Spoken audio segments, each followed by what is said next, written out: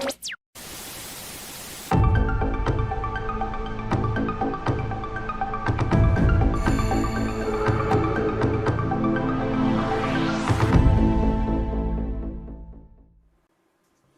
everybody and welcome to this week's watch party for In Search of Darkness Part 3. I'm Andrew and I'm joined by the amazing CREATORVC gang who looked after you in my recent absence. We've got Carla. Say hello, Carla. Hello everyone. And we've got Dom. Hello everybody. Okay, hi guys. Right, so we're going to be watching the sci-fi horror sci-fi movie Deepstar Six today, which it's quite an old movie, I guess. Well, no older than any of the others we do. It just feels like it's a long watch, but hey, it's going to be a lot of fun. So, everybody, today's sync point will be when the Carolco logo fades in, which I've just put in the chat for all our friends joining us today. I can see we've got quite a few people. So, question from Sharon, is Dom's dog and Carla's mom joining us too today? Mom watched last night. It nearly gave her a heart attack, so I think she's gonna just take a nap and relax this afternoon. But she was a huge fan of this film. She enjoyed it. And Bones is spending some time with his mum today instead of me. But Bones also watched it last night, and he had an experience with it. I think we've all had an experience with this. It's a fun film. It's got issues, but it's a lot of fun. And it's one of my favorites. Is it really? Oh, well, that's good. It is, because I think it's because I saw it first in the room in the theater before all the other ones came, right? Yeah. And I love this movie for 3 reasons. I'll be quick. One, Snyder, played by Miguel Ferrer, is a colossal screw up, which goes against type. You know, his kind of cocky, confident self that he plays in his other films, completely against type.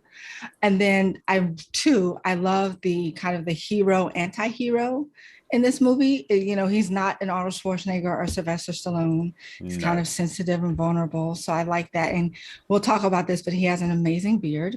Yes. And hair. And then third, the money shot, you know. There are a couple scenes in this movie that work really well. And the money shot that's on the cover of the VHS cover pays off. So. Yeah. Okay, Dom, when did you first see this film? I first saw this film on VHS in the 90s. I was drawn in by the cover. I was tricked by cover art. Yet again, it's a lesson I've never learned. Still to this day, I judge every book by its cover, and occasionally I find gems. Occasionally I do not. But yeah, I remember watching it very young. Parts of it definitely stuck with me, which is weird because even though I watched it yesterday, I have very little memory of it. The set pieces, like Carla says, the money shots, they stick with me. The harpoon that explodes things, that's a great weapon. I love it. It makes no sense, but it sticks with me. The monster design, which I personally love it. I think it looks great, but it's so silly with googly eyes on the top. It's phenomenal. Well, exactly. I mean, I think for me, I saw this on Sky TV, satellite TV here in the UK, and for many years, I thought this was a TV movie. It's the production values are to that. I don't know. I think it looks better now, to be fair. Right, quickly before we start, I'm just going to say, Carla, could you very kindly point downwards like this for me, please? Like that. So Carla right now is pointing at a URL you'll notice on our stream.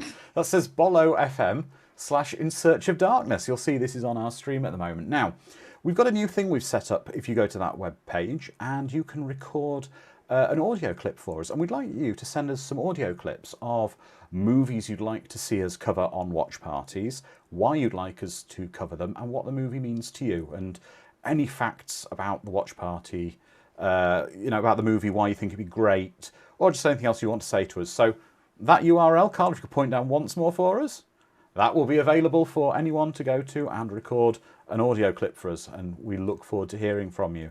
So yes, no confessions. No confessions. No confessions. None of us are priests. If anything's unpleasant, it gets sent to Santa. And remember, it's nearing Christmas. You can be on the naughty list. So, everybody, if you're ready, can we please start the countdown on 5, 4, 3, 2, 1, press play. Here we go. Now, Dom, you might appreciate this as well, being British, and any other Brits who are watching. The initial opening shot of the underwater, sort of the submarine in the base, reminds me of Stingray. Stingray, yeah, definitely. The effects of the transitions and everything as well. It does feel like Stingray. And the theme at the beginning, I'm anticipating a Stingray-ish kind of theme coming in. Yeah. Oh, it's a bit like a Blue Lagoon type thing. Just for those who aren't aware, there's a famous show in the UK from the 60s, a puppet show made by, you've probably heard of Thunderbirds. It was another series made by Jerry Anderson, who also made Captain Scarlet. Captain Scarlet. He made a lot of these very, very famous puppet shows. Super Mario Nation was the technique. And one was called Stingray. And it was about a futuristic submarine. And bits of it looked very, very similar to the underwater base, etc. Oh, hello, Sparky John has joined us as well. Hi, John. How are you doing? We've got Chaos Fear. We've got Sharon. We've got Phonic. We've got Mad Matt. And we've got quite a few other people joining us. And I can't even pronounce your name. I'm assuming it's some variation on Eric. So hello to you as well. Go. I don't know. This gives me quite a Jaws kind of inspired opening. Yes. I believe it's the music is the only thing that really gives me a Jaws vibe. Because it has sinister undertones. No, I don't know. It reminds me a bit of the opening to Jaws. The opening to the original Jaws features a lot of sort of seaweed and underwatery shots. Mm-hmm. It's Brainwire's first viewing, and Phonic. It's for quite a few guys. Okay. Harry Manfredini is the composer that gave us Friday the 13th. And so he came over to this film with Sean S. Cunningham, who produced and ended up directing this film. In the playgrounds at school, I remember having so many arguments as to what the noise was. Finding out it was it kill and mum? kill, mum. I refuse to believe that. My own headcanon is totally separate. Embry says, I don't recall if I've seen this or not. Don't worry, you'll remember. That's what everyone feels like when they watch it. I'll be fair, this looks quite nice. Some of the shots do. So we're seeing an alarm go off in a submarine.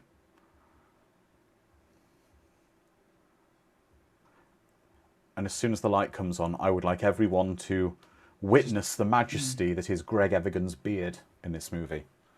This is the most neatly trimmed, perfectly groomed beard I've ever seen in my life, to the point of when I watched this movie, I was explaining to the guys before we started, I wanted to look in the trivia to see if it was a fake beard, because it looks too good to be true. It's the beard that people aspire to have. It is. It really is. It is. Yes. And the hair. He has a beard and the hair. Yeah, it's phenomenal hair. Sharon said it's like The Abyss, only cheesier. Not the same budget, I bet. Sharon, you're correct. Not the same budget at all. Funny enough, the script, the word on the street in Hollywood that was James Cameron was doing The Abyss. So everyone wanted to rush to get their underwater creature feature movie out first. And so there was like a race to the theater between Deepstar Six, Leviathan, and The Abyss. And we all know that The Abyss had huge production problems, delays. So that didn't come out till like 8 months later after this film. But yeah, definitely very similar. It is. It's one of those things that happens in Hollywood. When there's a rumor of a movie coming out, you often get at least one counterpart, if not several counterpart movies of lower budget or similar ideas. Very much like we had Dante's Peak and Volcano. Yes. In the 90s, and Armageddon and Deep Impact, all within a few months of each other. Yes. And Roger Corman's entire career. Right. And those are they call them in Hollywood twin films.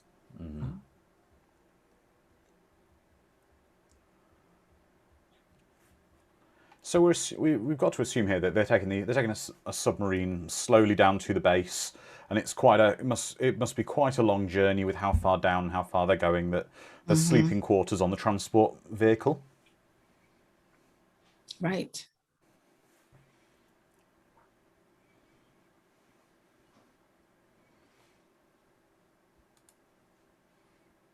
And if you look at the set and these scenes, it's very familiar to Alien. Yes. Very claustrophobic, kind of cluttered, kind of worn down, dingy, and kind of this realistic lived-in feeling. Yes. And they're wearing trucker hats under well, the ocean. They have to by law. If you're in an 80s sci-fi horror movie, you have to. I'll be fair. This is the best looking shot in the film right now. It's by the end, it looks like the effects were done by a different team. It's quite strange, but just to say, a minute ago we just saw. There we are. We can see him again. Ilya Baskin, the actor's name is, or Ilya Baskin. He is the generic Russian in everything, and the actor is actually Russian-born. So okay. Russian Spielberg, I call him. That's right. And Matt McCoy's character is wearing a Purina. Well, I can't see what the top. It's chow. So it's either dog. It's probably dog chow. He's wearing a pet food hat for some reason. Maybe he likes Purina dog chow. And where do we know? Where do we know him from? Well, we'd know him from The Hand That Rocks the Cradle, from his serious roles. Yes. But we'd also know him as, unfortunately, the Mahoney replacement from Police Academies Part 5 and 6. As Commandant Lassard's nephew, whereby clearly the parts were written originally with Steve Guttenberg in mind, where his character even uses all the same euphemisms as Mahoney. He's a carbon replacement for him with a different name.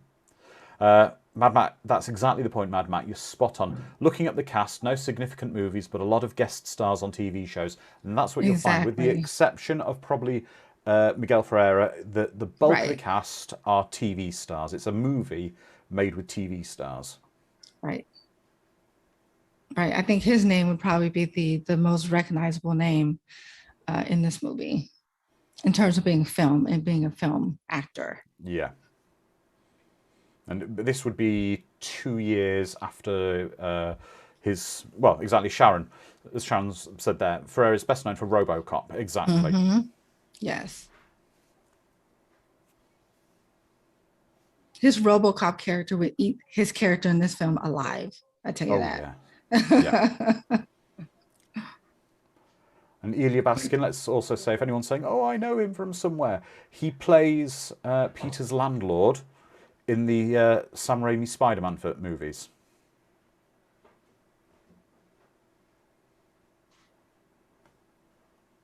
think I first saw Miguel Ferrer in Twin Peaks, and I love his character in Twin Peaks. Absolutely phenomenal. And Tom Bray's character, who is Johnny Hodges, one of the few characters in this movie. Again, something we were discussing. With a first name. With a first name. Exactly. Johnny Hodges being the pilot with a beard. Looks like Amish in space, quite I was frankly. about to say, yeah, he looks Amish. Yes, he does. Oh.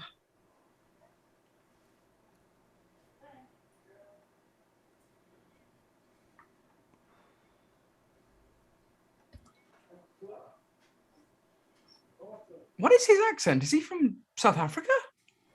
Which one? Sorry. Yellow shirt guy. Is he Scottish?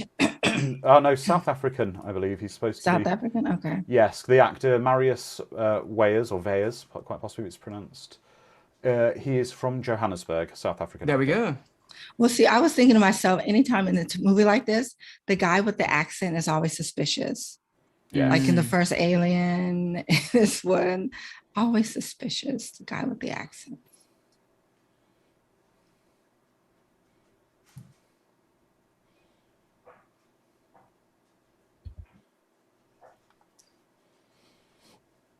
I think Snyder gets a very bad rap. Well, we just saw there Joyce Collins, who is sort of the female hero of the movie, I guess is the best way to... I'd say she's the overall star of the movie, really. Even beyond McBride. I think McBride's almost supporting in a way. Yeah. Right. Now, and again, she's very passive. Yeah. But she's supposed to be a Navy SEAL trained, so like she's tough. Trained in screaming and running. And calling for McBride. Yeah. But now this scene is one of many that will feel very familiar to you. There's a lot of scenes in this movie that appear to be lifted from Aliens/Aliens. Right. And I think they're trying to establish like an alien, kind of this working blue collar group of people who have been in this situation, who have these established relationships and quirks between them to flesh out the characters, to make you care. That's fine with me, but why would you introduce the characters going down recently in a submarine to joy? We saw Matt McCoy being one of the characters, well, Jim Richardson being one of the characters who came down sort of at the start of this. They don't seem to establish either that there's been a group of them there for a while and there's a bunch of outsiders now joined them. They seem to all be one cohesive unit who are fed up with each other, even the people who've just joined them, which I find a bit of an odd choice. Why not just make it that they'd all been down there for a long time at the start? Yeah, that would have made it more cohesive. Is she playing chess at breakfast? Why not? Why not? Why not indeed, I guess. And as someone mentioned in the chat, yes, Matt 42 is Nia Peoples. That's right. Nia Peoples, who was popular for another 80s TV show that made her famous. Clue in there. Does anyone know what show that is in the chat? And a hint is in the question. There's a hint in the question. Okay. Clue in the question. David raises a good point. Eating together in a science fiction horror movie is always a bad thing. Yep.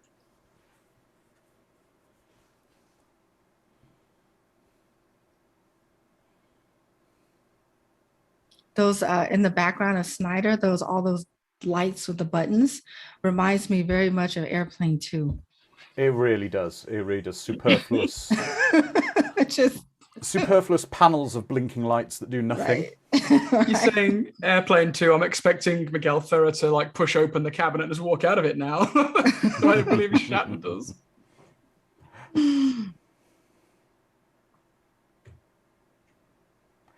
Exactly. As Sharon says, the underwater setting is in itself terrifying, just like any movie set underwater. Nothing good ever happens. Why goodness? Splash. There you go. Good things happen in Splash. And Splash 2 never happened.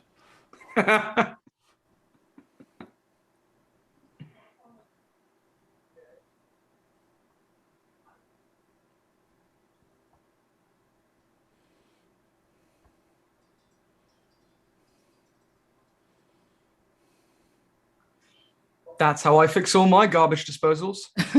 Yeah. Having fixed a waste disposal before that was jammed because something was jamming the blade in it, what I did was I turned it off at the wall and pulled the spoon out that was jammed in it, and it worked better. It worked! Worked better than jamming something into it to clear the jam. Wedge it free, yeah.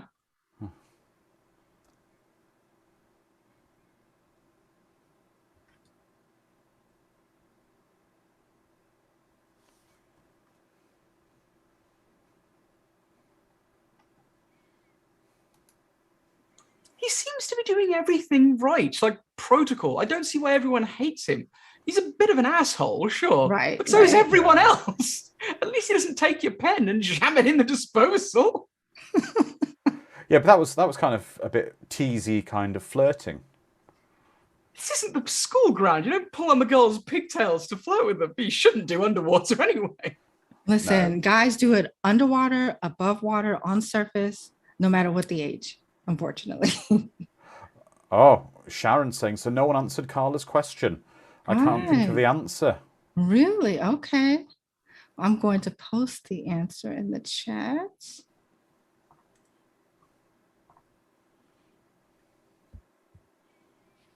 She was in Fame.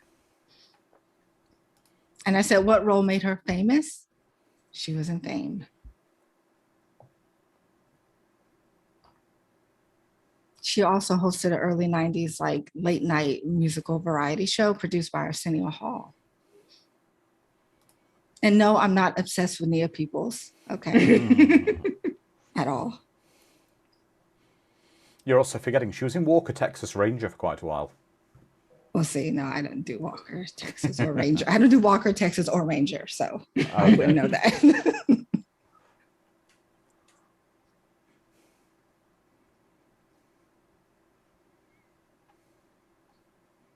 I never did understand this. I mean, I understand he's under pressure to get the mission accomplished, but if you have this person who, I don't know if he doesn't respect her because she's young and a woman, who's telling you that you could be putting this whole operation at risk by doing this because we don't know what's down there. For him to be a researcher scientist, I'm guessing that's his background, it's just weird that he would be completely dismissive.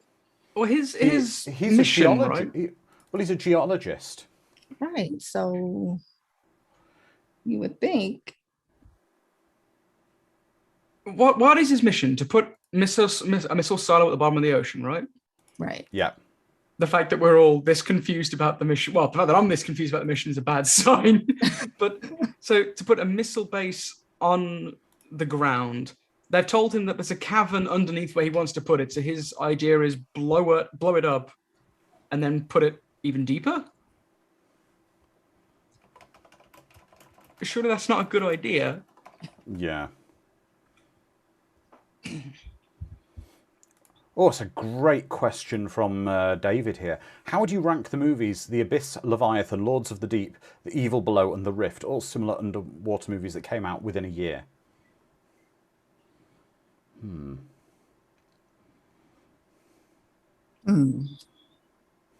Well, see, I don't even know if I would put The Abyss on the list because I always feel The Abyss is kind of in its own separate lane. Because it takes itself way too seriously. Way too seriously, yeah. You know? But I do like it. I do like the film. But Leviathan's probably top for me. I would have to say, it does have Peter Weller in it. The monster is interesting in Leviathan. But for some reason, I tend to watch this before Leviathan. So sorry, Peter Weller, but I'm going to have to go Deepstar, Leviathan, The Abyss. And I don't think I've seen The Evil Below and The Rift. I've not seen Evil Below, The Rift. What I would say about The Abyss is, again, I would agree with you. It's quite a different movie. Okay, I'm gonna die on this hill. I think Abyss is a little pompous. Mm-hmm. Oh yeah.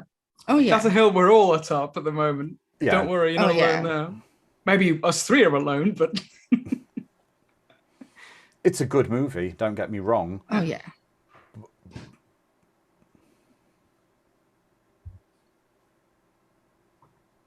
I'm sure they had a lot more fun making this film than the actors did making The Abyss. Well, James Cameron is rumoured to be a real taskmaster on set as a director.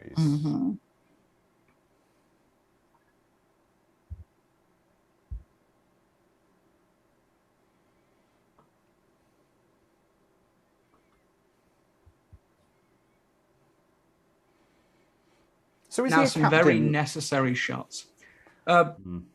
Yes, he's a captain, but his one goal is to make sure that what's his name, Van Gelder, gets his missile silo sorted. Because I suppose it's a naval operation. Right. And the faster it's sorted, the faster they get to go home, right? Yeah. Is there a reason why they put flecks of laundry bleach on her top when she was working out? It just seems really strange. Is it to make it look like it's well worn? Has she accidentally got some bleach because she was cleaning something on it? I don't know. It's just a bit of an odd choice. I don't see the point in either of these shots, to be honest. These scenes seem a little pointless. Again, you have Nia Peoples in your film. This is a money shot, right? Yeah, that's true. Another money shot. You know, can't waste near people's. You're not wrong. This is one of the scenes I remember. I don't know why.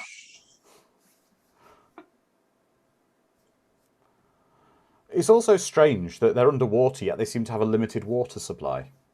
The one thing you'd think they'd have an abundance of. Yeah, but look how dry the water is here.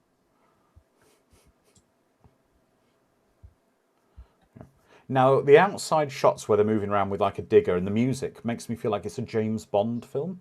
And these are filling shots of like some underwater James Bond bass type thing. The score's just a little... It reminds me of Stingray or something marionette-esque because of how stiff all the movements are. It's all right. A couple of the amazing community have already referenced C-Lab 2021. Yeah. Now, the two actors in this scene, they have a horror pedigree. They were both in kind of classic horror films early on. We have Johnny Hodges, who played Tom Bray in The Prowler in 1981. And then his co-pilot, veteran actor Ron Carroll, was in Friday the 13th in 1980. He was also in House 2. Yep.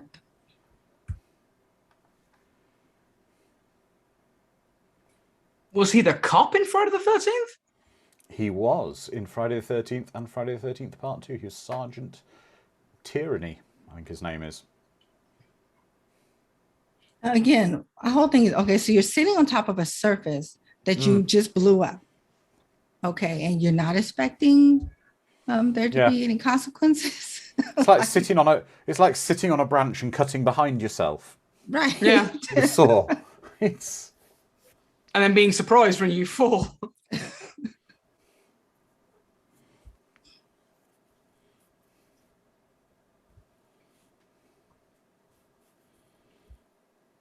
I like how no one really cares about anyone else. There is so little empathy between them.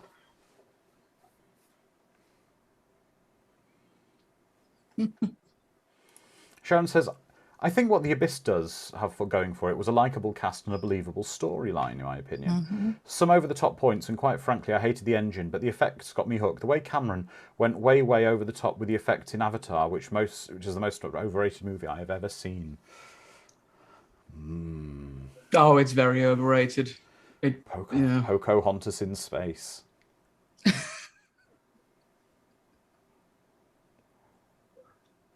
This scene also makes me question everyone's like sanity. They fly through what to me looks like hell on earth, like a light show, a rave under the ocean, and they're totally fine with everything. I'd be like, why is everything so terrifyingly bright and multicolored? Apparently that's what it's like down there. Yeah. Really? Okay, Yeah. I need to go down in the ocean a little more then. Wow. Why do you think James Cameron keeps going down there? Exactly. He's taking part in these under ocean raves. That's right. Apparently, though, there are some incredible things you see when you go incredibly far down. Well, I have a question. Would you rather be in the water, like deep in the ocean, or in space? Like if you had to settle, like be on a new colony that they're settling, would you rather be in a colony in space or a colony underwater? Also, that's for the chat too. That's a good question, Carl. But I think for me, it'd be space. It'd be space for me. Yeah. Either way, eldritch deities are going to obliterate me, but if I can see a few planets, awesome. Yeah, exactly. I would have to stay in space as well. Calbot raises a good point, and the Avatar sequels are the reason we have not yet had an HD release of The Abyss, True Lies. Cameron must simply approve the transfers, and he's been too busy with Avatar for the past decade or so. Yes, but we are getting Avatar 1 through 528 or something in the next decade, apparently. I just want True Lies on a Blu-ray. Oh, I want True Lies in 4K, to be honest, now. Oh yeah, I want a decent aspect ratio as well. Yeah.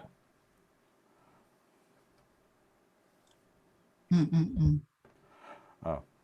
Yes, David, that would be rather limiting for you. David says, water, although I can't swim, but you have shallow water, but there is no shallow space. Yeah, but I don't think you're going to potentially find... if you go in shallow water, I think you're going to see any kind of entity that may hurt you fairly early on, if the water's up to its knees or ankles. Sharon says space. Chaos Fear said space. Come on, weightlessness. It's just an awesome sounding feel. Oh, Calbot, that's a good point. I want to be in a base underwater on an alien planet. That's cheating. You can't have both.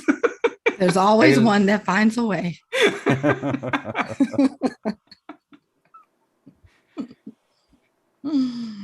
Yeah, look, this like really bright green to the side there. The underworld just opening up.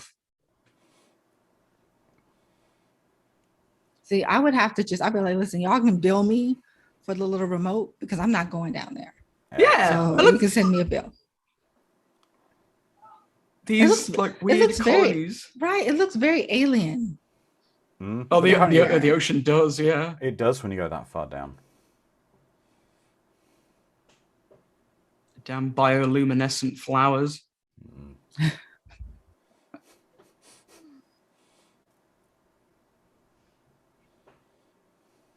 It's a neat looking area. It's a shame we only spend this scene in it. Yeah.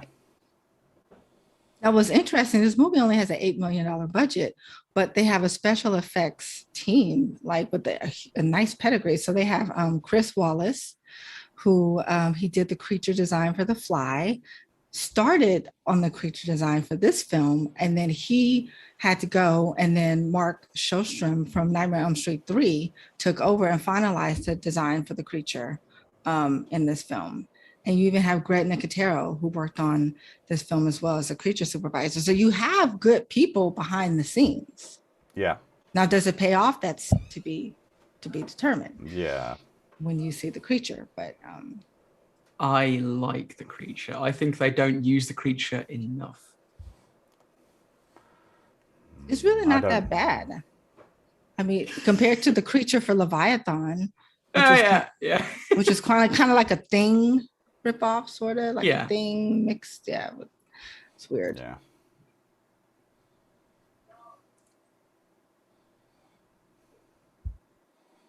I mean, for the first part of this, it's very much it's not a sci-fi or a horror film for a good chunk of the movie. Right. We should be spending this time to get to know our characters and develop relationships with them, see their relationships. But we're spending so much time watching them do their job, which is alien to us. You can't empathetically connect with them. And now we have the whole radar trope thing with the beeping noise. And now this is again something I referenced earlier, lifted from Aliens. They've gone, you know, those motion detectors, they were cool. Let's have our own version. Yes, because it's also a nice way to feel the tension and threat of the creature without seeing the creature. Yeah.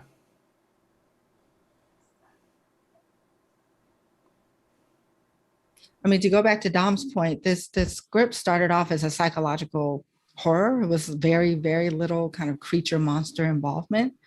But when Sean S. Cunningham got his hands on it and he wanted to do more action, but of course horror, he beefed up the action elements, but they still kept a lot of the expository dialogue because dialogue is much cheaper to film than action scenes. Yeah. So, Sharon's saying, do they wait until the very end of the movie to see the monster? Suffice to say, you'll have finished, if you were in the theatre, you'd have finished your popcorn before you saw the monster. Right. Mm-hmm. Now, here's an interesting thing.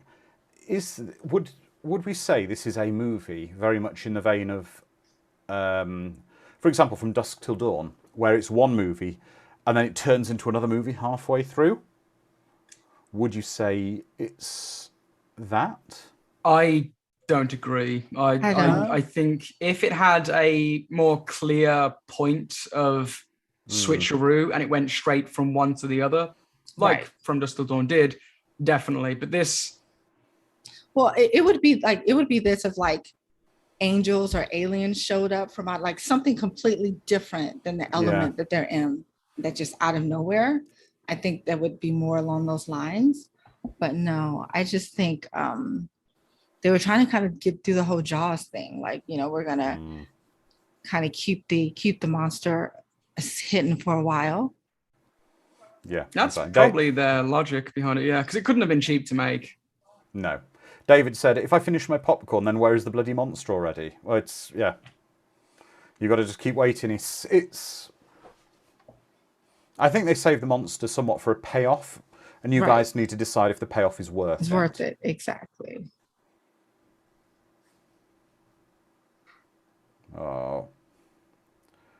I'll say though, some of the sets are quite good. The way with the water, they have a lot of very good water sets with water spraying in and water pouring in. It's all quite impressively done.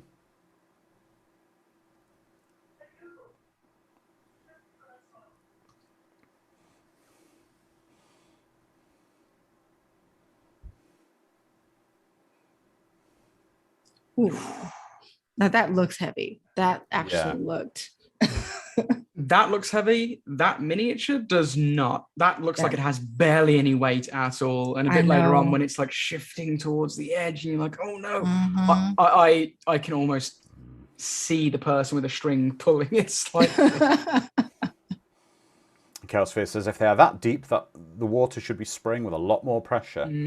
Well, actually, I'm going to mention something about another movie. It's not a horror movie. That is, I can because of the actor involved. So if we were talking about Ilya Baskin, he was also in the terrible, terrible film Raise the Titanic. Okay, and there is a scene in Raise the Titanic where they have a submersible pod that's a similar kind of thing. That's all right. There's no leviathan or monster attacking it, but it starts to leak water in due to the pressure. But the best bit is the submersible completely fills with water before being compressed. So the pressure has equalized and then it's compressed. Science. Who needs science? We have Hollywood. Exactly. Writers. Exactly. Sharon says, what was the budget? The sets here aren't bad at all. I think 8 million, wasn't it? 8 million. $8 million budget. Unfortunately, we checked Box Office Mojo before we began. It took $8 million as well worldwide. Right. Just barely made back its budget. And it was running in cinemas for how many? 50 weeks? Yeah, it was on general release in America for 50 weeks. Gosh.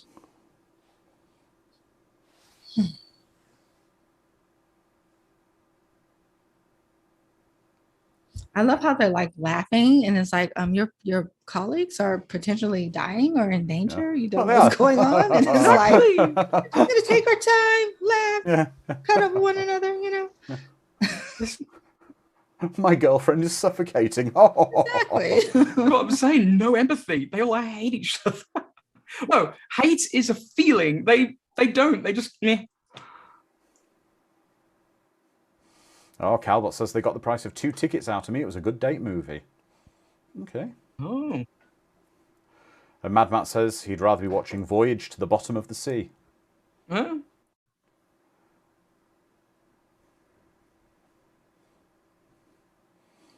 Oh. But again, the sets are quite good in that they flood quite nicely and... Right. David says Sean Cunningham confessed he didn't know how to do all these underwater scenes, so they kind of had to figure out these things that they went along. Which is true because they also didn't have a finished script when they started shooting because they were trying to get race to the theater. But I think he did a good job. I don't think he was supposed to direct it. I think he was just supposed to produce it, but they couldn't find a director, and he wanted to get this film done before the others. So I would say one thing here. If this film had been made by Roger Corman, would you have acted in it with all the water on set if it had been a Corman production? I will say there's so much electricity in all those panels Oh yeah. by the water. They've done very well. Bear in mind, this is predating before LED lights were in common use everywhere. And there's so much water swinging out. With knowing the corners cut on a Corman production, I don't think I'd be willing to go in the swimming pool next to the electrical panels. Right. Unless the director was going to be like Stephen King and Poltergeist and like get in the water with me. Yeah. Because I'm like, if I go, you go too. So you're probably going to make sure it's safe. If the director has to get in there.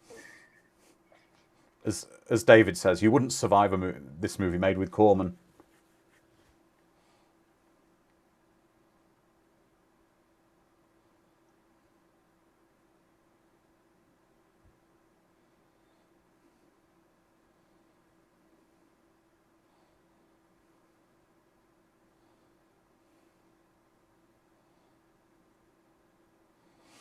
Oh, he's got a bad feeling about this. I have a trivia for folks. What famous behind the mask actor was the stunt coordinator and stuntman in this film? Yeah, Sharon, stick with it, Sharon. This doesn't feel like a horror movie so far, more like a drama. Let's hope the monster delivers, or more blood and stuff. It's coming. It's coming. Right, Sharon. This is right now we're like the Poseidon Adventure type kind of disaster drama film, but it's coming. They get to the box factory soon. Right, it's the calm before the storm. Wow, everyone got that trivia. Kane Hodder, correct. Chaos Fear, Cowbot, Sharon, Kane Hodder, you are correct. And again, the Friday the 13th connection. So that would have been awesome if you know how Jason goes to space, Jason goes to like underwater.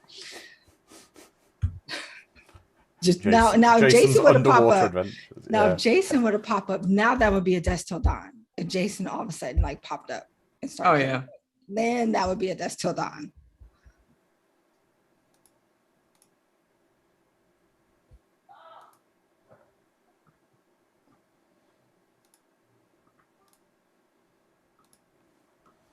Only the captain's wearing the branded hat as well. He's the only one with the Deepstar hat.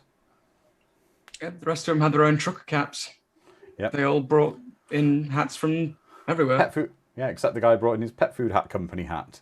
Do you think when they were getting ready for the mission in the equipment list it said, right, you need to bring a baseball cap, bring a hat, and they said we only got one Deepstar hat, and yeah, he had his one from his dog food coupons when he was a kid.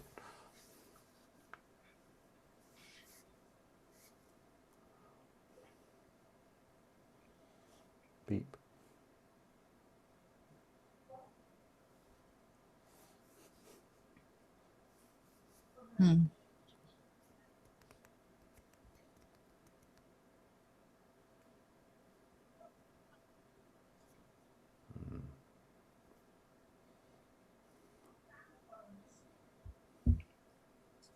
But you know, really, I can't be mad at the creature because it's like, you're going to come into my home and blow up my home and not expect me to respond? Oh, no.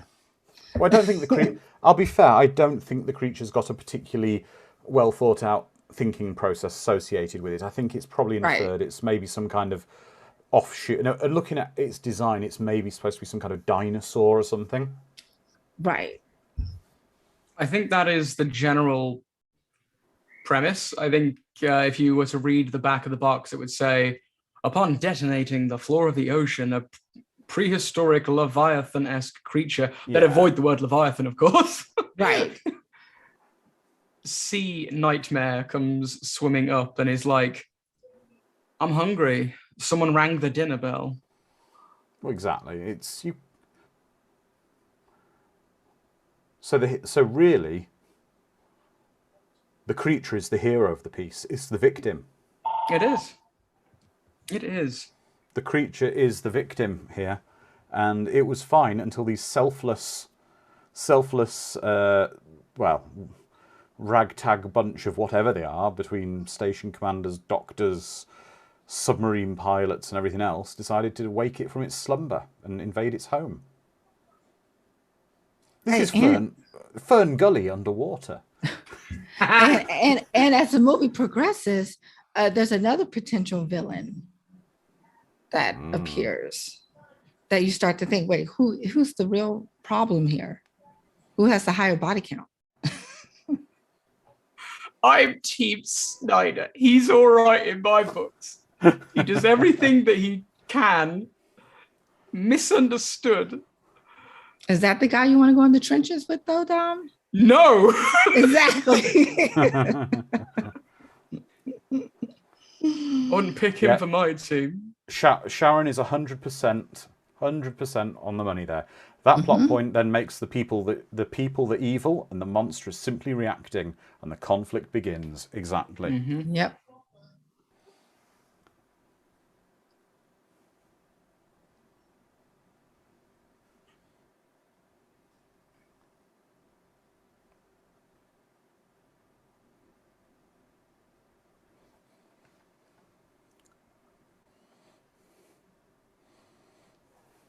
Yeah, because right now the danger is coming from kind of these technical problems. Yeah.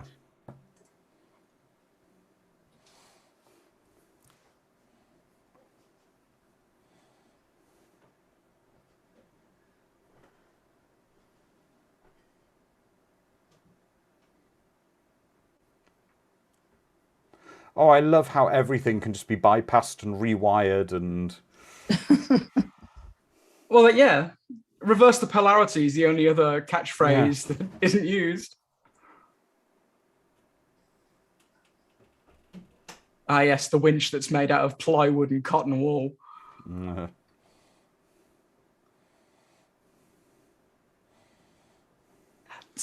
Is it just me, or does this feel really weightless? Does it feel like a piece of card that's being slowly turned up?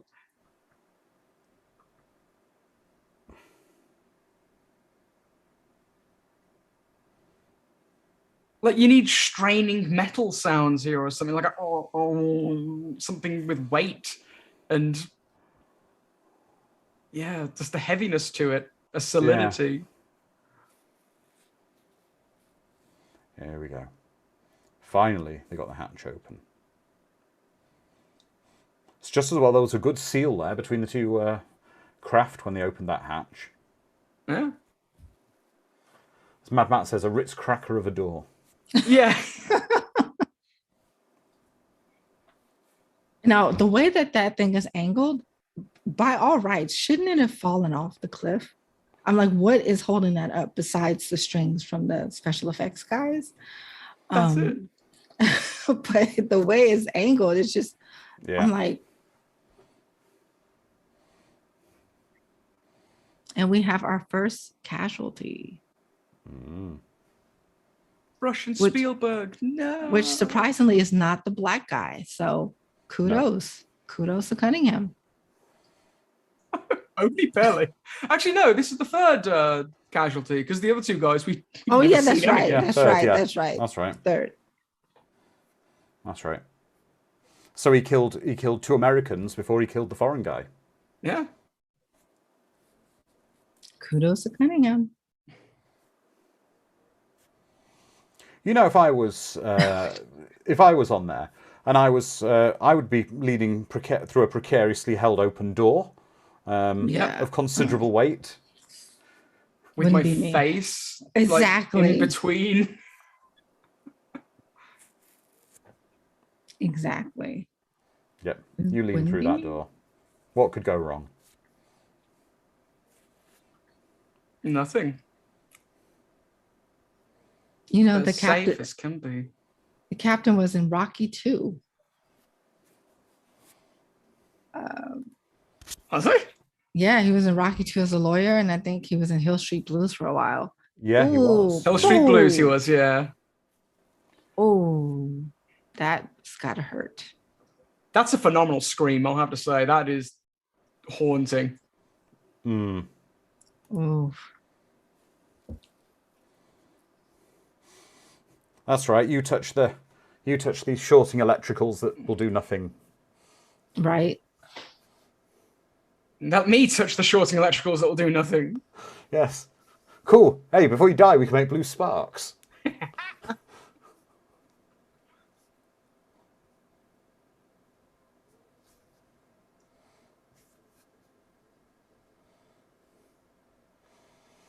So what are you achieving here?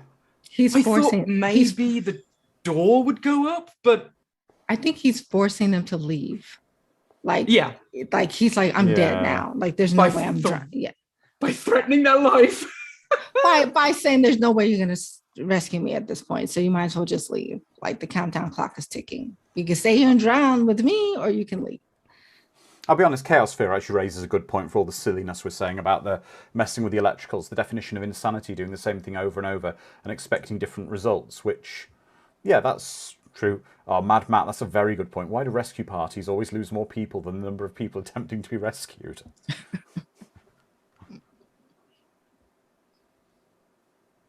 If only they had plot armor. Yeah. See, she's supposed to be Navy SEAL trained, and he's just a submarine pilot. Yeah. So yeah. So yeah, he's not all that amazing Navy SEAL training she's demonstrating, like right, running screaming and running away. Right.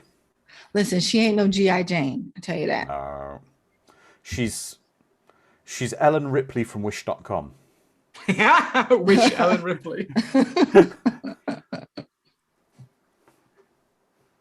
The moment they decouple, the thing just plummets to the murky depths. Sharon says, so now I think the worst way to die is not just drowning. It's drowning because the door has come down on my midsection. I might just have nightmares on that scene. Well done. Which would you rather? Die from being crushed or die from drowning? Gosh. Mm-hmm. David says maybe she just went to the Navy SEALs Police Academy. Maybe she washed out. Oh, God. Right, where's Kick? Boom. All right, how many more aquatic-based puns can I come up with? Let's get a count going. Her t-shirt's looking remarkably dry. His wool sweater as well. All his clothes are... hang on, how is... You're cold. Have this sopping wet woolen sweater. Yeah, but his shirt is bone dry. Maybe that wool sweater's waterproof. Waterproof wool? Well, look, his lumberjack shirt is dry. It's bone dry.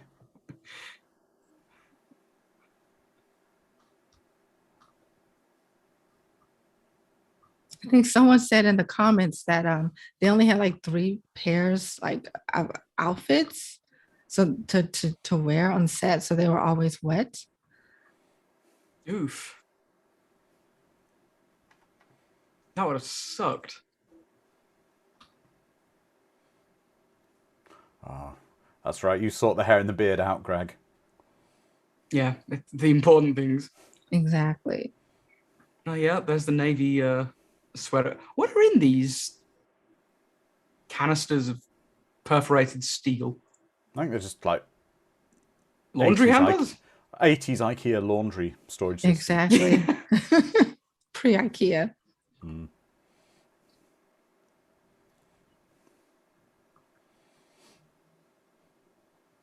It does look like Greg kept the same costume you took over to My Two Dads from the moment, to be honest. The lumberjack shirts and the vests.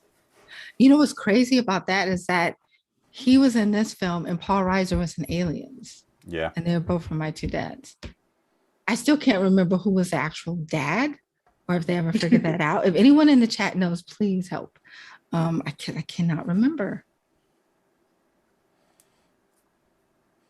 Now that bunk reminds me a lot of Lister's bunk from Red Dwarf. It does. I was thinking that. I was thinking a lot like totally Red Dwarf. This whole medical bay as well looks like the medical bay from Red Dwarf. Yeah.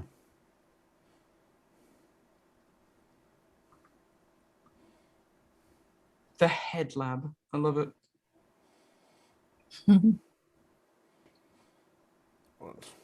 Now the doctor here, her face, I was like, why do I recognize her? I recognize her from somewhere. At first I was like, was she in Critters? I was like, no, she wasn't in Critters. Like I was trying to think. And she was the mom from Ferris Bueller. Oh. Wow. Cindy Pickett. Yes, she was.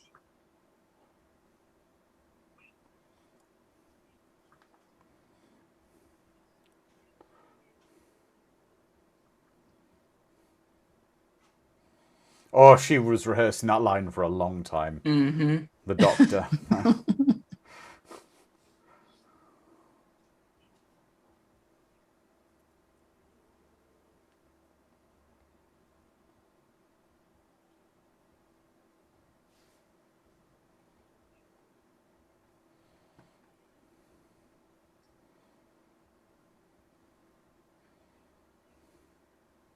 You are the father. Yes. I like how the doctor is like, well, this is awkward. I'm gonna go. Yeah, I'm Yeah, gonna but- leave. It would have been a nice twist if she'd also been sleeping with Matt McCoy's character, and then the funny situation of my two dads as well. Exactly.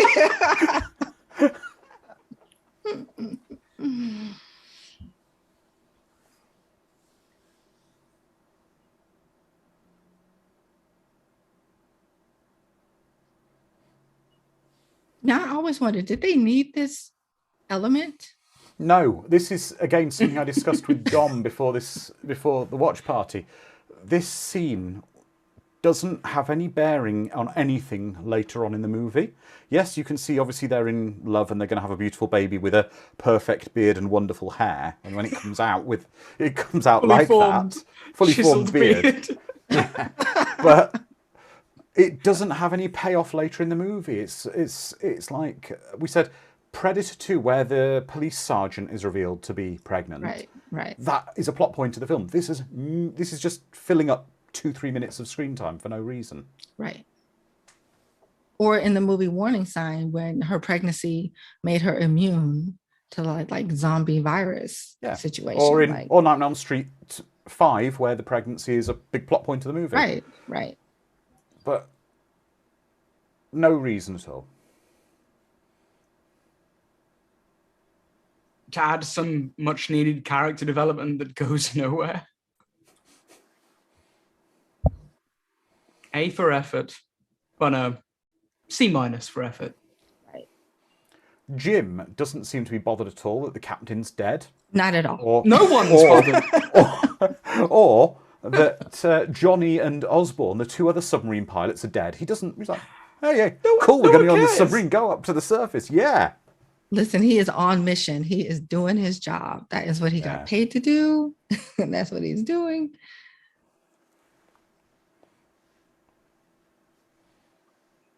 I'm going to take back what I said earlier about this being a From Dusk Till Dawn-esque movie, because the more I'm watching this, I keep forgetting there's a monster. And it's that they are trapped because of the ocean. And then, halfway through, the monster just appears. And almost as quickly as it appears, they forget it exists again. They're just like, It's a bit like Sunshine. And what I mean by that is there's a more interesting movie to be had about them dealing with the problem than the monster.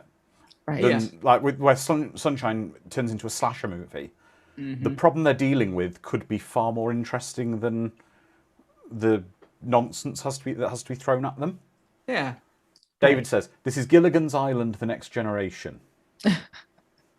Yes. Now, what's funny is that they all talk to him in a very dismissive way, but he's the guy that's really important. Like, you don't want to piss him off or confuse him because he has his hand on the buttons of a lot of things. And it's just... Yeah, and he's just checking. Right. Why is everyone so mean to him? They do just seem to... I mean, this is workplace bullying, basically. Yeah. Right. I mean, he's dealing with nuclear weapons, right? Right, with missiles. You're going to want to double check things.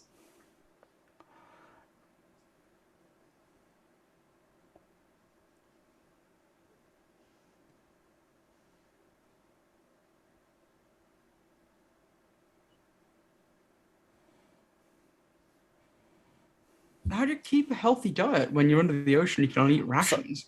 Sorry, I just realized it's actually there's 4 of their colleagues are dead. Yeah, and they don't care. They're talking about milkshakes and big slabs of meat with cheese. Mm-hmm.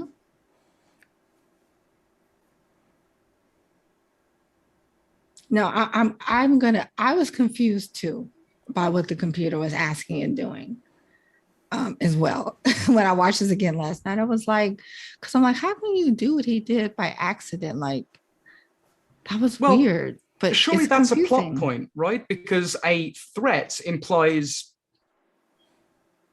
something like an enemy rather than natural.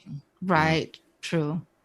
And that would Release probably the... do something different. I assumed it was a plot thread and it would like obliterate something. Right. It does, but no one really says, God damn it, you pushed the wrong button.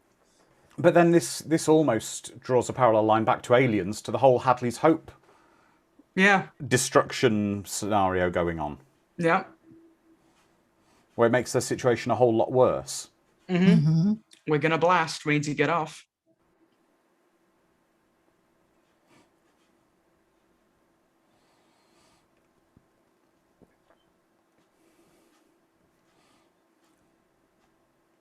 And also, if it was that important, why didn't he just do it himself instead of letting Snyder do it? Like, if it was that serious?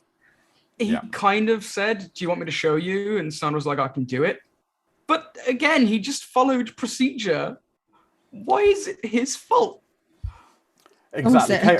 Chaos Sphere raises a really great point. All that water doesn't ruin the electronics, but 1 cup of coffee does. Yes. Yes. Yes. Well, everyone knows that coffee just destroys everything. It's still smoking from the coffee spill. Yeah. But as Calbot says, and realistically, assuming they were far enough away not to be vaporized from the nuclear blast, wouldn't they all be dead from radiation poisoning? Well, what I would say is, even if you detonated all those nuclear missiles, as he's saying, the amount of water you displaced, right? Do you know how much water you would have to, and how much energy you would have to create to displace a significant quantity of water in the ocean? The ocean is all so the water vast. on top of it as well. Yes, yeah.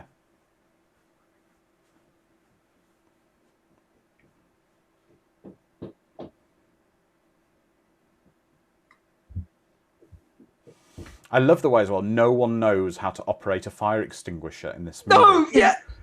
She's holding the canister. She's not pulled the nozzle away from the edge of the canister.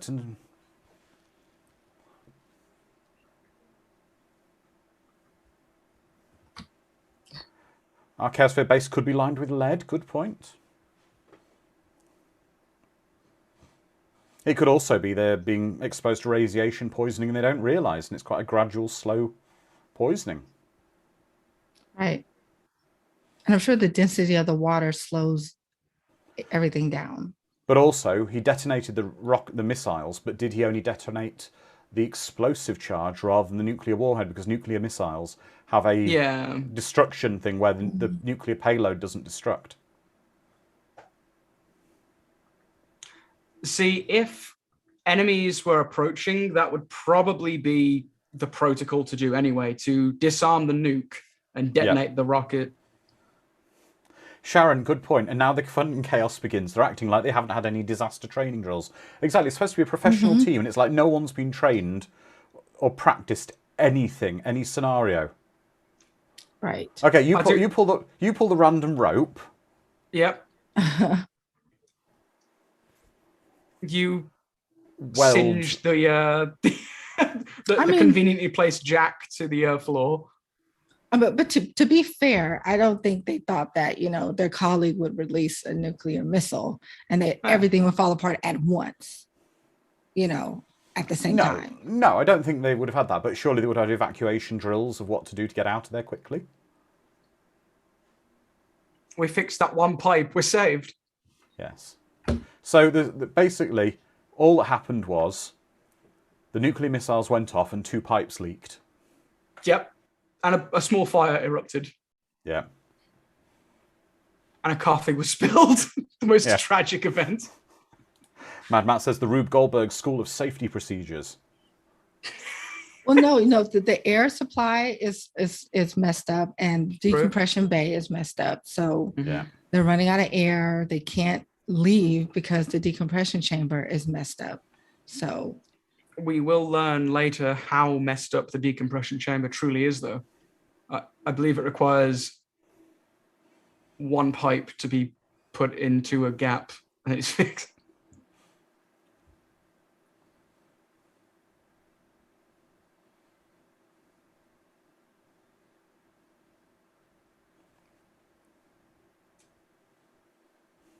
Oh.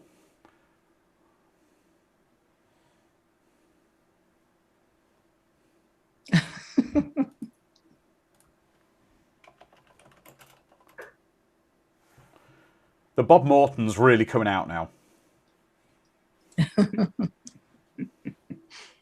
But you know, his character reminds me of Michael Biehn's character in The Abyss. Remember how he like started to lose it slowly?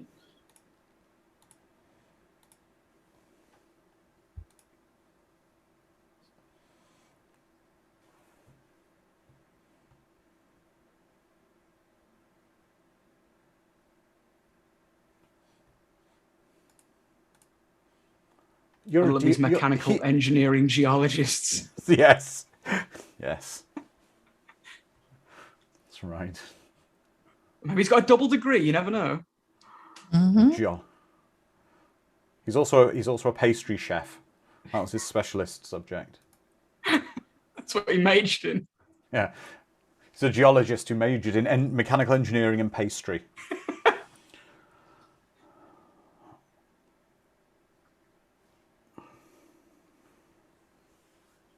There you go.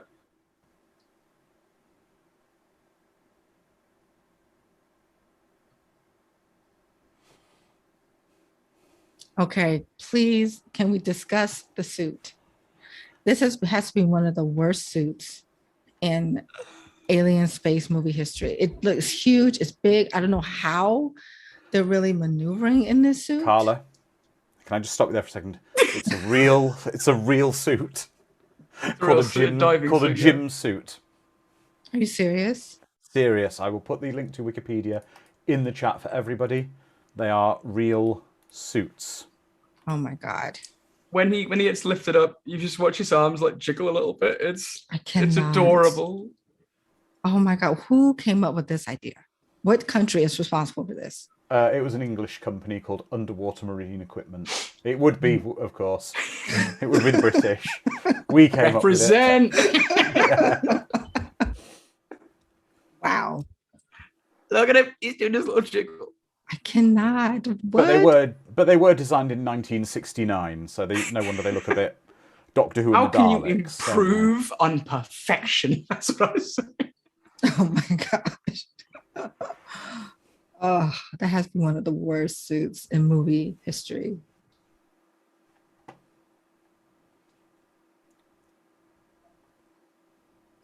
All set to get wet.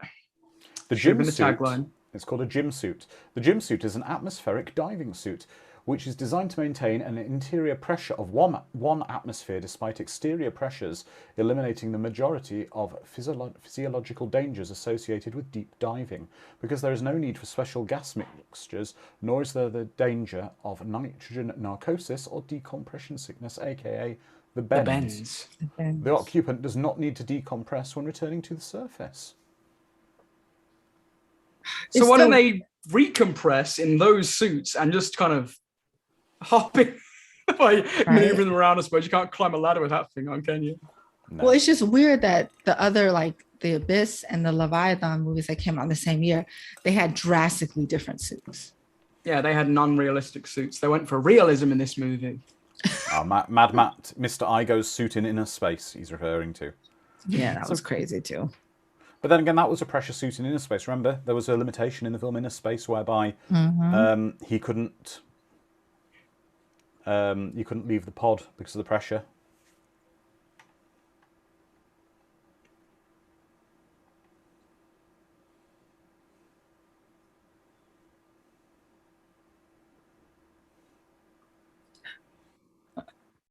Kind of like his PVC pipe on his back.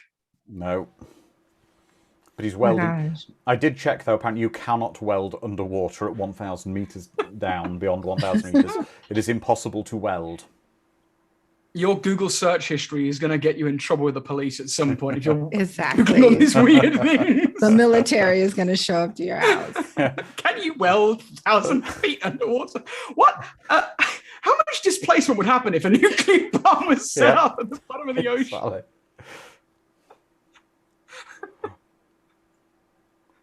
So far, how's everyone feeling about the film? You know, right now it's working kind of as like a disaster film type, everything's going wrong. But we're going to start to get a hint of something even much larger that's going to go wrong. Oh, here we go. Here we go. We're now here seeing a camera, a personal camera that was giving a point of view suddenly go offline for somebody with their name on the screen. That's rather familiar. Mm-hmm.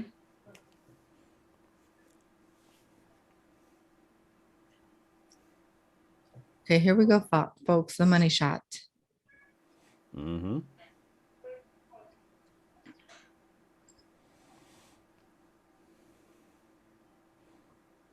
All right, get ready for pun number 2. I've had this one prepared for a while. Okay, one thing I'm going to say in a second. Just wait for this to happen.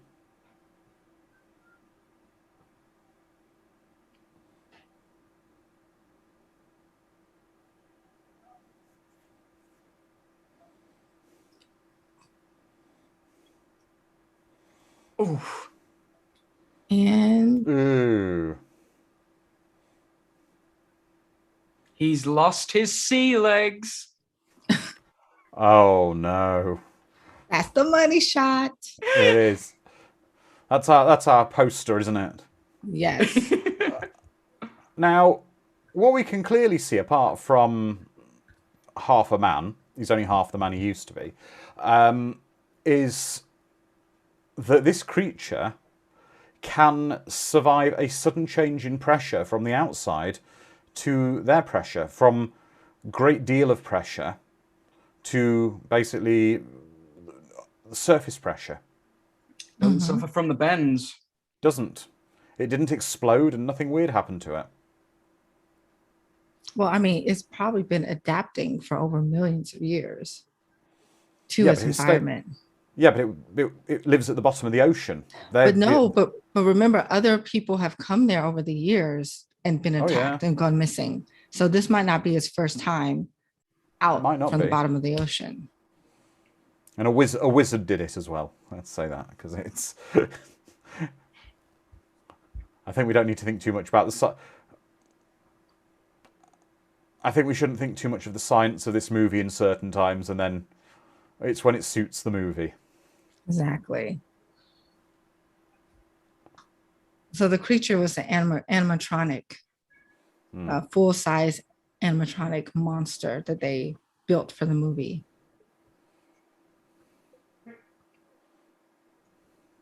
It's kind of giving me the Graboids feel a little bit. It definitely looks like a Graboid, yeah. Another much superior movie.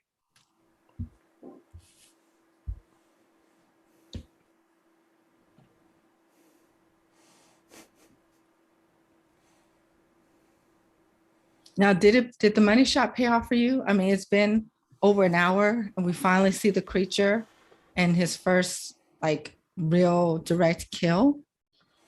I think the problem for me is with the creature, especially as we go further into the movie. Oh, the reactor's going to go in a second. Yep, we're definitely... We're in alien territory now. They need to get out to Hadley's... Oh, sorry, not Hadley's Hope, the underwater base, don't they?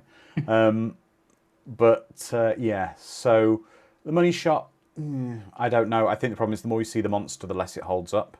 Mm-hmm. See, I say the money shot doesn't hold up for the opposite reason. We don't see it enough. I want to see this thing. I want to see its dimensions, its size, how it moves. And we see bits of it. We see it munch through. We don't even see it munch through, actually. We see it reach up, cut, come back. It's gone. And so what's his face's legs? Well, filming it was really large, almost as large as the set itself underwater. And so that was kind of a struggle for them to try to film it and not have it seem like it's taking up the whole size, because otherwise it'll be easy to spot. Like, how is it going to hide? Right. Yeah. Mad Matt said, so last night I fell asleep at the money shot. Seeing it again, I didn't miss much. Well, Mad Matt, there is a second money shot in this film coming up later. With googly eyes.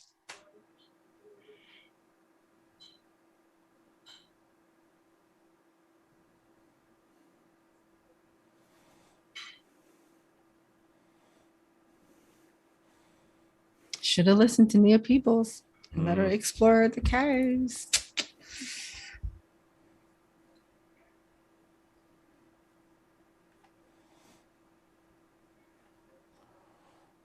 Like the one person who would know is like dead.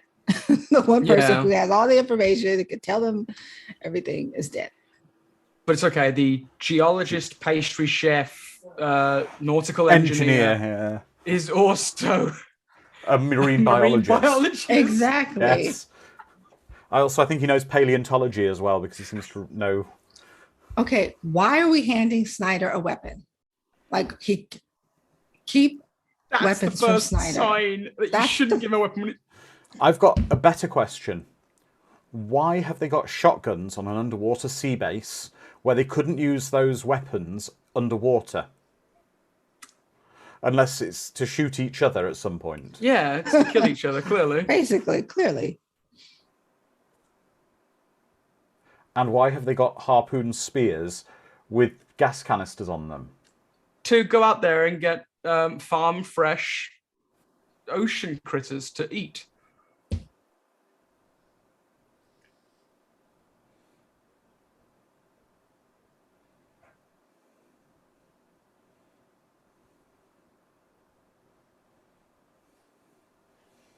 I don't know how it works, but it works. But genuinely, why have they got shotguns?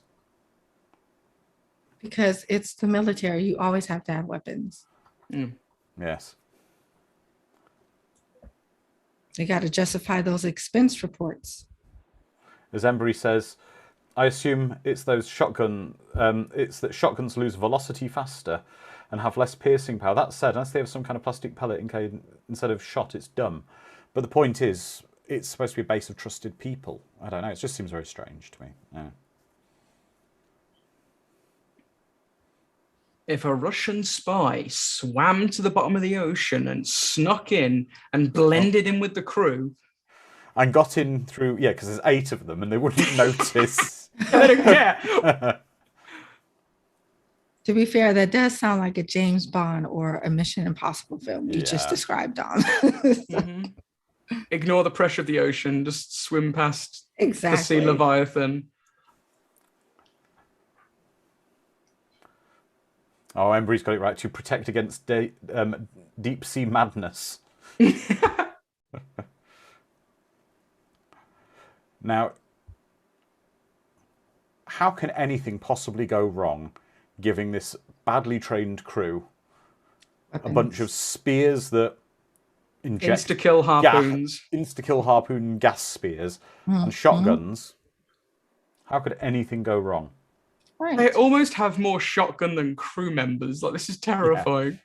Yeah. Sean said, maybe because you need the shotgun to go fishing underwater, fishing poles wouldn't work. Well, I'd hope they bring food with them. Yes. I like that mindset. Fishing poles, now wouldn't work. Shotguns? Yes. It's the next best thing.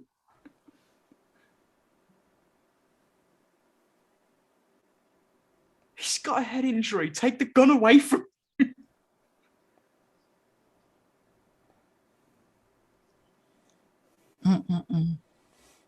Oh, take your shirt off so it doesn't get wet in the water. Or you leave it in the water. Maybe it's so it didn't get snagged. Why am I trying to give logic to this? Well, someone's already said that water would be incredibly cold. Yeah. Yeah.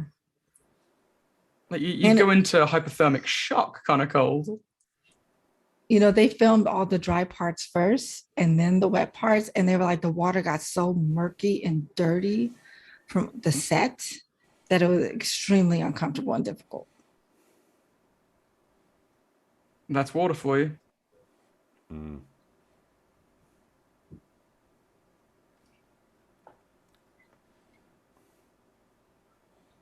I'm surprised they didn't shoot him into oblivion when he rose up from the murky depths. It's Greg Evigan.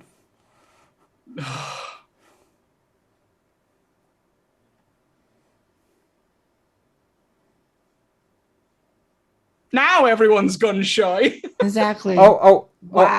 Wow. Come on now, Again, Snyder. not That his I'll be fair. fault. That is the death of the movie. Yeah. Yeah. But it's Wow. not his fault. Come on. And hers didn't work. And also the fact that they're shooting upteen shotgun shells at this thing and it's not even scratching it. Right. Yeah. Wow.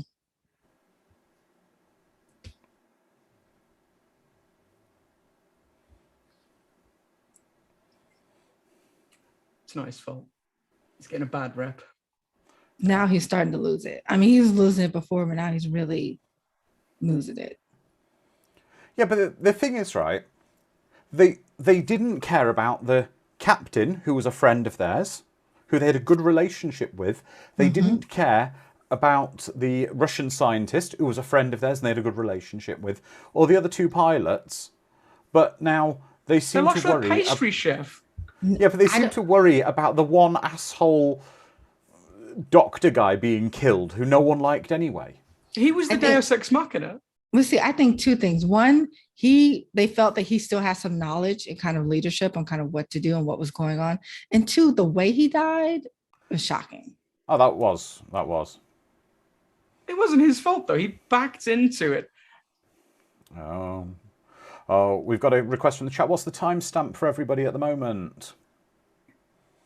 I'm looking at 1:17:25. Yep. Yeah. Finally. Although I'm curious to know what she gave him because it clearly didn't work. LSD, I think. Okay, exactly. Some kind of hallucinogen. Yeah. See, at this point, I mean, I guess you don't want to tie him up or restrain him, but he is a danger to others and could be a danger to himself. But, to be fair, at least it's not like the film Sunshine, where they lock the suicidal man in a room full of vibro scalpels. Right, that's true. Now I want you to sit there and think about what you're doing. Now, I have a question for the chat. Do you think Snyder was at fault? Or you think the guy backed in I to think Snyder? I think there's a significant quantity of workplace health and safety violations going on here anyway, and it's just another one on the list, quite frankly. Where's OSHA when you need it, right? Yeah.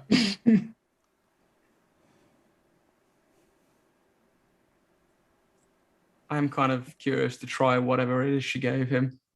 And Barry says, I think it was a mix of his nerves and the guy backing into him. Calba says, I think it was their fault for giving Snyder a dangerous stick. Exactly, Calba. I would have given Snyder the stick, but with a cork on the end. Here you go.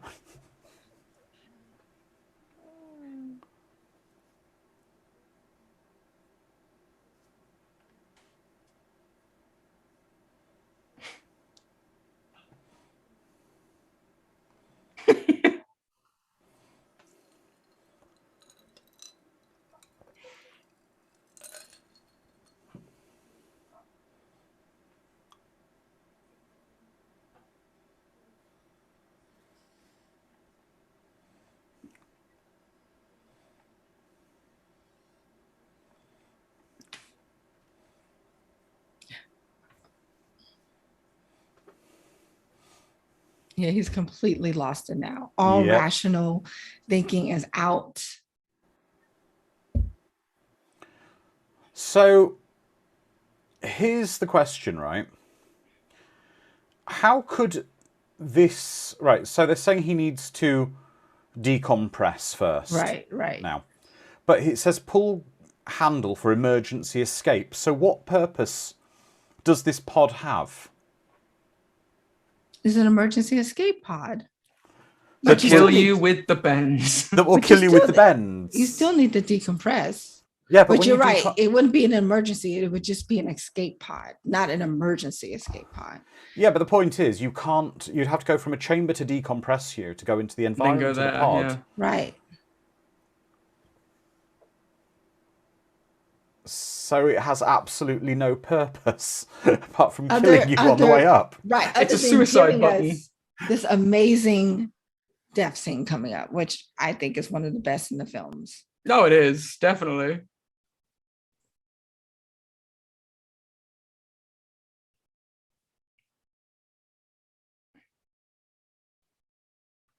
Another question for the chat. What's better, death by the bends or being eaten by this sea creature? Or you drown. So we got drowning, Drowning. being eaten in half, death by the bends. Getting stabbed in the back by a friend. Right. This is the thing. Everyone in the chat saying normally there'd be a team up there to rescue you, to decompress you. Yes, Sharon. Yeah. Unless the pod was compressed. Yes, but you'll see. The idea is you're supposed to get into this in an emergency, and he's using it in an emergency. You don't survive the journey to the top to have a team help you. And the pod, yeah, exactly. It doesn't work like that. It should supposedly maintain the atmosphere down there, and then you'd have a team who would take the pod and help you, but I don't know. We'll say the pod was faulty. How about that? Right. Yeah. Now that's bladder effects at its best. Now, I'm going to be a little bit serious for a moment here, and I don't really want to get into it too much, but if anyone wants to see what really can happen with explosive decompression, there's a fascinating Wikipedia article about a tragedy called the Byford Dolphin. I'm not going to get into it too much, but it's quite horrific. But if you read on Wikipedia, you can see the true effects in the real world of explosive decompression, and it's possibly more terrifying than in the film. Well, then that's the way I would not want to go out of all the choices.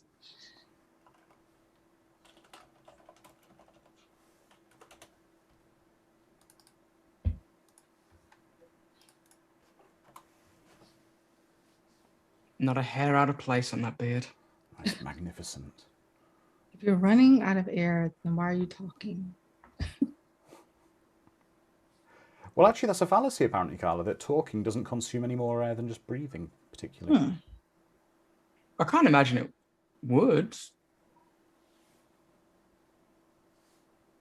Running laps around the base would definitely screw it up somewhat. Yeah.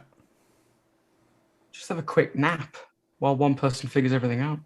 She's like, why am I always around these two? Yeah. Having awkward moments in their personal, private moments.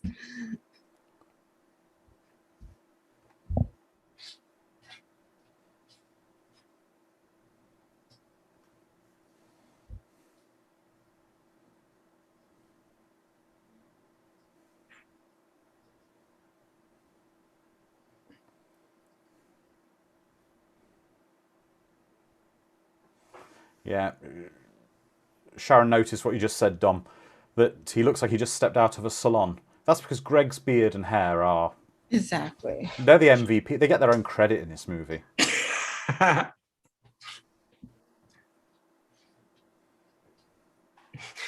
Hair and makeup for Greg by the divine above.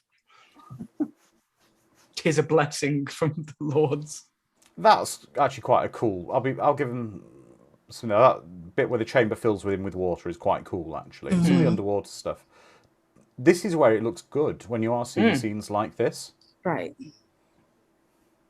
Now I have a question. I don't really get in the water much.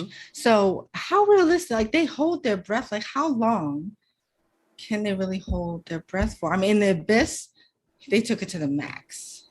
Personally, I can hold my breath for like 2 minutes tops. Right? Like this I don't know. I suppose if they are, you know, we can imagine he's maybe a semi-professional swimmer in this way. I don't know. I don't know how long they have to hold the breath for. But what I am noticing is he's letting carbon, at least carbon dioxide, out of his mouth as he's swimming. That's the secret. You slowly exhale. Chaos Fear says some people are trained to do minutes. So I can imagine if he's a submarine pilot, we might give him a buy on that because, you know, you can imagine that he could potentially do quite a while if he's trained to. Well, there are those deep divers, aren't there? Special those deep divers that hold their breath and go all the way down. It was one woman who like held the record for a while. Problem is the brain does need a lot of oxygen, so when you start to deprive it, it does nasty things to you. Like losing consciousness, death. According to two sources, the deepest dive ever on record is 1,082 feet, set by Ahmad Gabir in 2014. It's equivalent to 10 NBA basketball courts aligned vertically. Wow. Damn. Also, Greg Evigan, I want to say, could be Wolverine, like an early Wolverine with that kind of look of his. Yeah. With the vest, the jeans, the dog tags, and the hair and the beard. Wife beater and jeans, the generic NPC outfit.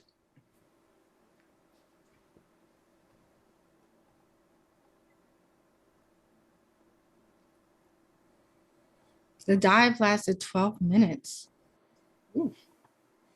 Oof. Oh, the doctor's talking about things in her life she wants to get back to. She's got an unruly son in Chicago. Exactly.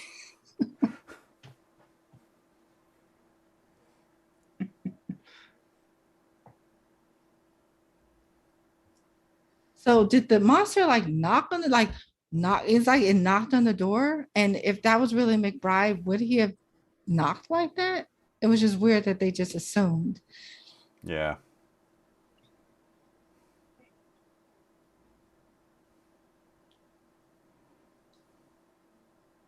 Wow, for a quick second, that did not look like that doctor at all. That was clearly a stunt person.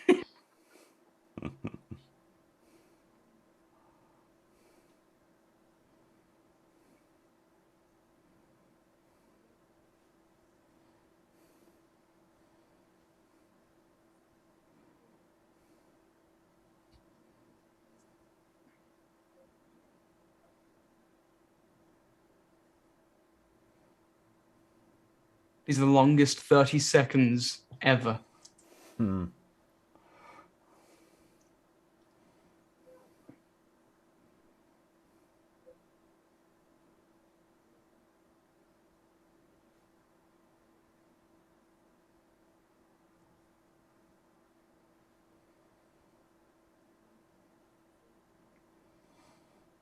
I would have thought the base would have some kind of automatic drainage system in place for when compartments got flooded. You mean like that one, the opposite button, the green button that the captain almost pushed?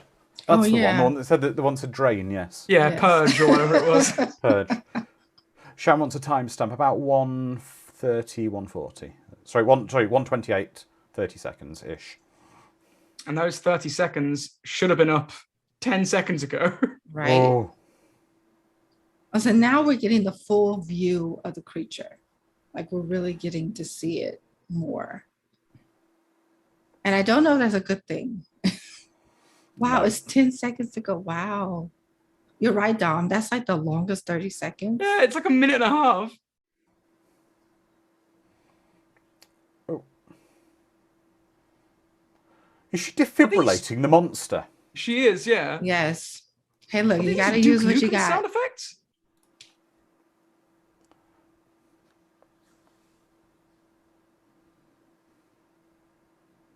Well, it can't be because Duke Nukem came out in 94, 96.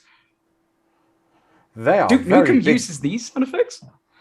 They're big defibrillation panels, aren't Oh, paddles, yeah, aren't they're they? huge. And what's also remarkable is her defibrillator doesn't seem to work on a capacitor-based system like real-world ones. Nope. Just takes all the electricity and dumps it in. Embry says, I've had 0 subtitles or movie. Then now I randomly get one that just says monster roaring. In case you didn't know. It's okay. They're in the escape vehicle. They're going to be fine. Well, at this point, my mom was like, is she going to have a miscarriage or what? Like, she's been through a lot. And Your it's mum's like, dark, Carla. Whoa. she's just like, but she brings up a good point. She's pregnant. And like you said, that has no bearing on the story at all. No, I mean, I'll be fair. Her pregnancy has as much relevance in the story as to what she had for dinner last night. It really doesn't matter at all to the story. And she said she had morning sickness at the very beginning of the film, so it's clearly implemented for the entire movie. and yet it means nothing. It goes nowhere.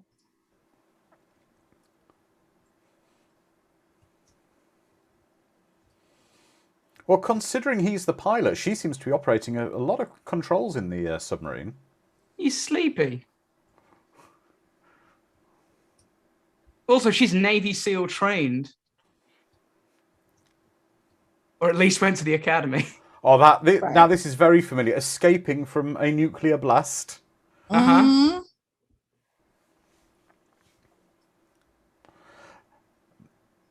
Now, some of this is all going to be quite relevant after this movie when I announce next week's watch party. Exactly.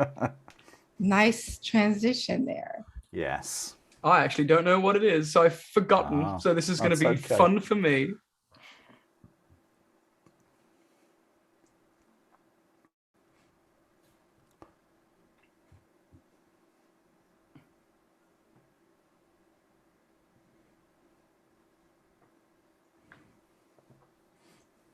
It seems like it would be a fun ride at Universal Studios. Oh, yeah. The Deepstar Six Universal Studios ride. I would definitely go on that. The Deepstar Six experience. You get your own beard to wear as you go in. No, you wouldn't. You get the beard in the gift shop. Yeah, that's right. They charge you an arm and a leg for that.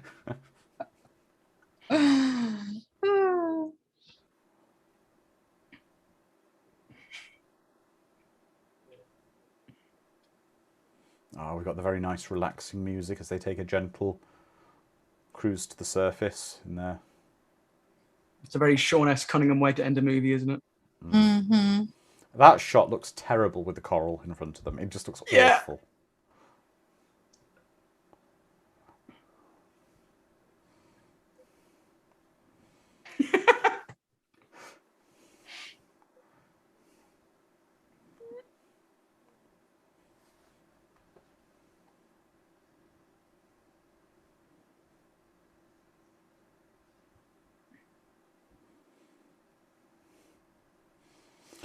And so Cunningham's signature, I was going to say Cunningham, the director's signature thing he does in his films.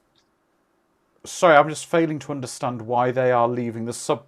Oh, apart from now, obviously, but why were they leaving the submarine, which had fuel and power and propulsion and could get them somewhere? They like rubber dinghy rides. Exactly.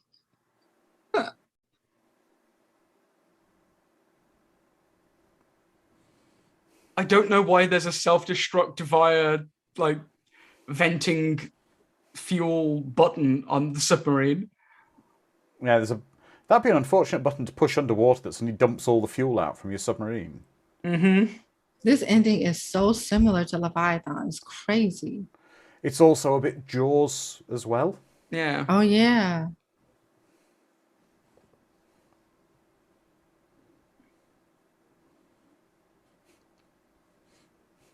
He's outswam it once before. He can outswim it again. This thing that moves at Mach 5. Yeah, but the fire is so far away from the submarine. Again, I didn't see any monster bits exploding. Nope. No, it died from having the bends. It went up too fast. Yep.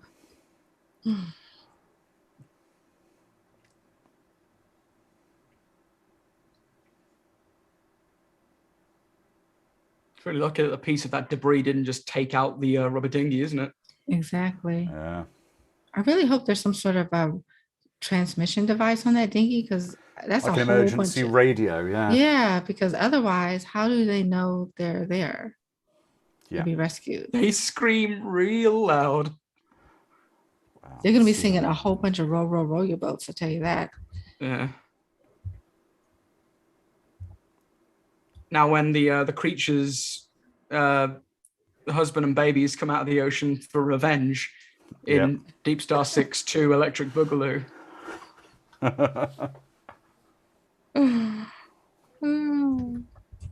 Is that a foil, like, undercarriage? They're going to cook alive in that thing. No, it's the ending of it. It's the ending of the movie we're out to see now. His go. wounds obviously were superficial because he's Very. stopped bleeding from them. Now they're paddling away, having a lovely time. But there's a title card from the end of the movie which says they died 3 days later of dehydration. And when you look at the credits, no first names, just Nope. a few, but no. I have a question for you guys. So there's this company that buys the rights to these lesser known old like films that bombed at the box office. And they write novelizations that are available in like audio, digital, and hard and like physical. So they've done Reanimator, they've done Hellraiser, Fright Night.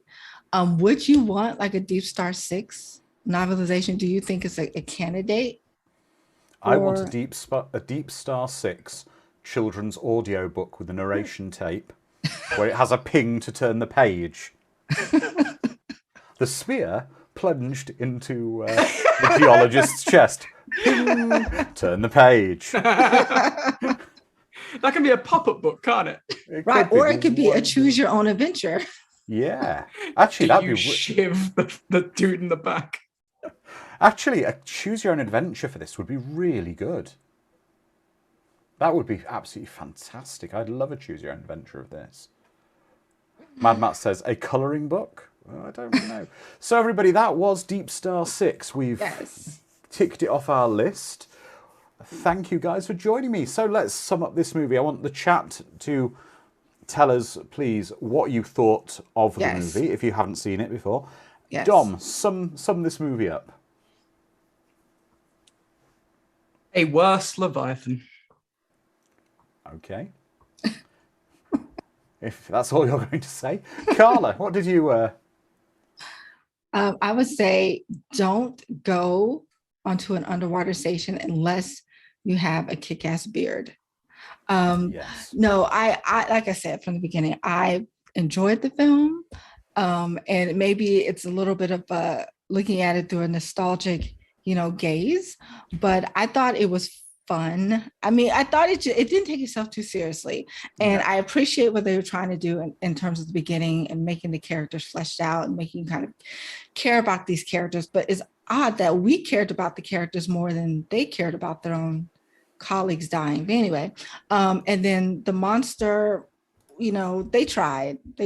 I'm surprised. You know what? Actually, now that I know that the guy from The Fly designed it, it kind of had that look to it a little bit. It did a bit. Yeah, it did a bit. I think with a more experienced director and a larger budget, and if it wasn't trying to rush to get to theaters, they could have done something more with it. Yeah, I think I probably agree with you there. It had some real promising parts, actually. There were some good bits, several not so good bits, but it wasn't a terrible movie. If we go back to the chat, I mean, we've got some of the audience here. Phonic said it was silly. I mean, wow. Robin Block, our own CEO, says very cool. Embry says life lesson: never give the nervous guy a pointy object. Sharon said it was fascinating. Brainwire enjoying the movie. I forgive you, I'm going to call you Eric because I can't pronounce that name with all the sixes in it. So it said it was okay, not the worst, but not the best. Sharon said it was fun watching with you guys. Chaos Fear, it's cheesy fun, not the best thing ever, but still an entertaining ride. And that's what these are. Sometimes the films aren't the best. Not every film can be the greatest film, ever made. Not every film can be a tentpole legendary film throughout the years. It's about finding the films that you can find some joy, and I think we really found some joy in that film today. Exactly. Would you ride the Universal Studios ride? I think I would. For sure. I would, provided I had the beard of justice to keep me safe. Yeah. The beard of one protection. person in the 8-person crew gets the beard, and you're like, I want it to be me. Yeah, that's right. So, next week, I will be back with the In Search of Tomorrow watch party, and we are doing a real fan favourite, and it's a big one. We are doing Aliens Special Edition for In Search of Tomorrow next week, which will be absolutely brilliant and connects quite nicely with this film, as we were saying, 'cause there's so much clear inspiration drawn from Aliens in the movie we just saw. And we will be joined by the amazing Ian Nathan, the absolute authority on aliens, Ridley Scott, brilliant. It's Literally so wrote the much book fun. on it. Yes, he's really good, guys. If you really want to try to make it, because he is great. It's like taking a film lecture or something from someone who's a fan, from someone who's a super fan. Yeah, exactly. It's going to be absolutely tremendous. So please join us for that. It's going to be a lot of fun. It'll, like I say, it'll be Aliens Special Edition because we need the miniguns. Yes. And going forward now, just to quickly remind everyone, again, Carla, could you please point down for me? There we go. So if you've got any suggestions as to what movies you'd like us to cover on watch parties, let us know why the movie, what your love is about it, and everything about it.